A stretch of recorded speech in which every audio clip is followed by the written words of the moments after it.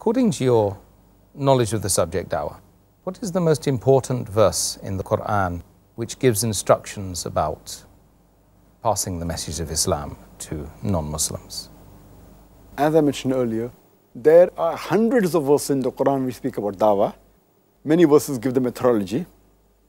But according to me, the master key for doing dawah to the non-Muslim is Surah Al-Imran, chapter number 3, verse number 64, which says, Kul ya ahlal kitab, say, O people of the book, ta'alaw ila kalmatin sawa'im baynana wa baynakum, come to common terms as between us and you.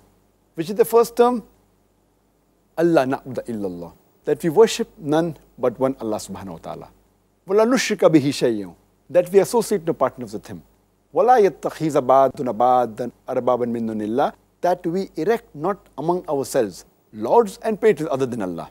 Fa in tawallu, if then they turn back, faqul ishhadu, say ye bear witness, bi anna muslimun, that we are Muslims bowing our will to Allah subhanahu wa ta'ala. So this verse of the Quran, though it's addressed to the Ahl Kitab, it can be used for any non-Muslim.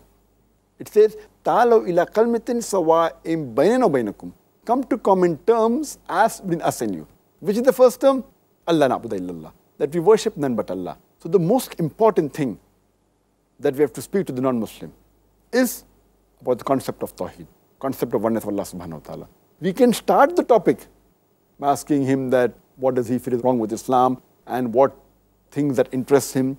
But your main focus should be, you have to come to the main point of avoiding shirk and believing in one Allah subhanahu wa ta'ala, Tawheed. Unless you don't come to Tawheed, your dawah will be useless. You can start with other things, scientific aspects and other things that interest him, literature, maybe history. But unless you do not prove to him about Tawheed, the oneness of Allah subhanahu wa ta'ala, your dawah will be useless. You have to prevent him from doing shirk. Therefore, I call this verse of the Quran as the master key for dawah. Otherwise, there are many other verses, including Surah Nahl, chapter number 16, verse number 125, which says, Udu ila sabili rabbika bil hikmah, wal ma'azit al hasna, wajadilum billati ahsan. Invite all the way of thy Lord with wisdom and beautiful preaching, and argue with them, and reason with them in the ways that are best and most gracious. So Allah subhanahu wa ta'ala tells us that when you do dawah, you have to do with hikmah and husna, in ways that are best and most gracious.